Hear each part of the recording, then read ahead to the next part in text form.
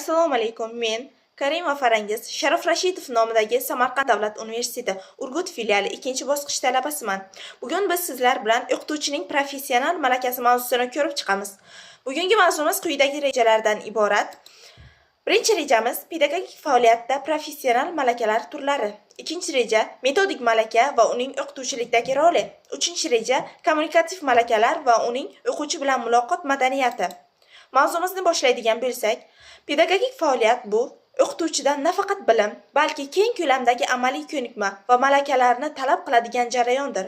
O'qituvchining professional malakalari uning kasbiy yetukligi, darsni samarali tashkil eta olishi va o'quvchilar bilan ishlash mahoratini aks ettiradi. Metodik malakalar bu o'qituvchining darsni to'g'ri rejalashtirish, o'tkazish va baholash mahoratidir. Metodik malakalarga quyidagilar kiradi: dars ishlanmasini tuzish, yangi metod va texnologiyalarni qo'llash, o'quvchilarni bilimlarini nazorat qilish, o'quv jarayonini boshqarish, ta'lim uslubini vaziyatga moslashtirish. Uning ahamiyati esa ta'lim sifatini belgilovchi asosiy malakalardan biri hisoblanadi. Psixologik pedagogik malakalar bu o'quvchining yosh individual va psixologik xususiyatlarini hisobga olib ishlash ko'nikmasidir.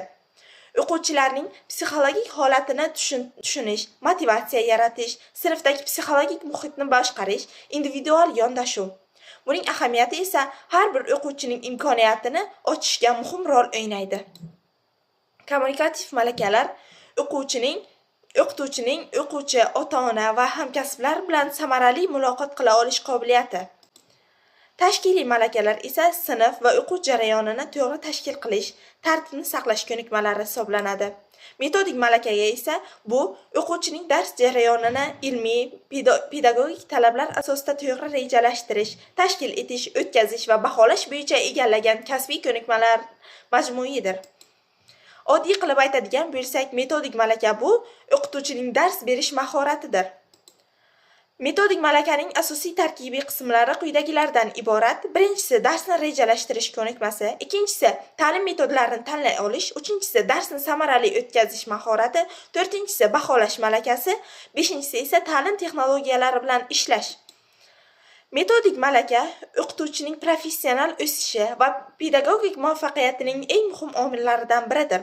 Uning roli quyidagicha: ta'lim sifatini oshiradi, o'quvchilarning faolligini kuchaytiradi, o'quvchilarni mustaqil ishlashga o'rgatadi, o'quvchilarning individual xususiyatlarini hisobga oladi.